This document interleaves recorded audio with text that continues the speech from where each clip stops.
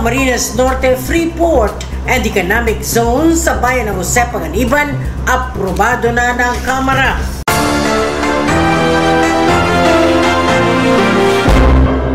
Ipinagmalaki ni Governor Ricarte Padilla ang pag-aproba ng Kamara sa ikatlong pagbasa ng panukalang Camarines Norte Freeport and Economic Zone sa bayan ng Jose Panganiban. Ang panukalang batas na ito ay naglalayon umanong magdulot ng malawakang pag-unlad sa ekonomiya, industriya at kalakalan ng lalawigan at magbubukas ng maraming oportunidad para sa mga mamamayan ng Camarines Norte. Ayon sa gobernador, maraming oras, araw at buwan ang kanyang inilaan upang maisulong ang nasabing panukalang batas tulad ng di mabilang na pagpupulong at aktibong pakikilahok sa mga pagdinig sa Kamara. Pinapurihan din ni Padilla ang Committee on Ways and Means na pinamumunuan ni House Committee Chairperson Representative Joey Salceda at Chairman Representative Gerardo Valmayor kasama ang Ako Bicol Party List Representative Congressman Zaldico, Congresswoman Milagros Aquino Magsaysay, Congresswoman Rosemary Panotes ng 2nd District at Congresswoman Josie Talyado ng 1st District na sinuportahan umano ang panukala. Maliban dyan, ang suporta ng Senado sa pangunguna ni Senator Robin Padilla ay nagbigay din umano ng malaking tulong sa pagpapasa ng batas para sa Camarines Norte, Freeport and Economic Zone.